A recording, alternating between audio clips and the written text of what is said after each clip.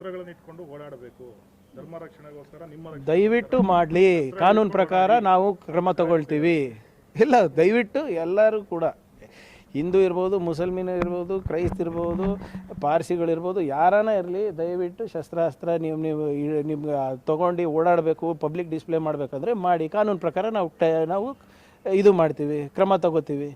ಏನು ಹುಡುಗಾಟ ಏನ್ರಿ? ಏನು ನನಗೆ ಒಂದು ಅರ್ಥ ಆಗ್ತಾಯಿಲ್ಲ. ಈ ಬಿ ಜೆ ಪಿದವರು, RSSದವರು, ಇವ್ರು ಹುಟ್ಟು 100 ವರ್ಷ ಆಗಿಲ್ಲ, 3000 ವರ್ಷದ ಇತಿಹಾಸ ಇದೆ ಸನಾತನ ಧರ್ಮಕ್ಕೆ. ಇವ್ರೇನ್ರಿ ಪ್ರೊಟೆಕ್ಟ್ ಮಾಡ್ತಾರೆ? ಇವರು 2900 ವರ್ಷ ಇವ್ರು ಸತ್ತಿದ್ರಲ್ಲ, ಹುಟ್ಟೂ ಇರಲಿಲ್ಲ, ಬದುಕೂ ಇರಲಿಲ್ಲ. ಅವಾಗ ಹೆಂಗ್ರಿ ಉಳಿತು ಧರ್ಮ? ಏನು ಧರ್ಮ ರಕ್ಷಣೆ ಅಂದರೆ? ಧರ್ಮ ರಕ್ಷಣೆ ಮಾಡಲಿಕ್ಕೆ ಯಾರು ನಿಮ್ಮ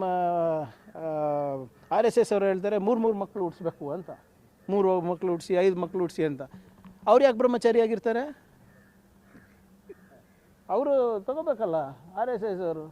ಈಗ ಹೆಂಗೆ ನೀವೆಲ್ಲ ಕಡೆ ಈ Bharat matrimony, Lingayat matrimony, Vokkaliga matrimony advertisement ನಿಮ್ಮ ಮೀಡಿಯಾನಲ್ಲಿ ಬರ್ತದಲ್ಲ, ಒಂದು RSS ಮ್ಯಾಟ್ರಿಮೋನಿ ಹಾಕ್ಸಿ, ಅವರು ಬರಲಿ, ಎಲ್ಲರೂ ಇಳೀಲಿ, ಅವರು ಧರ್ಮ ರಕ್ಷಣೆಗೆ ಇಳೀಲಿ. ಬರೇ ಪ್ರವಚನ ಕೊಡ್ತಾರಲ್ಲ ಈ RSS ಅವರು, BJP ಅವರು.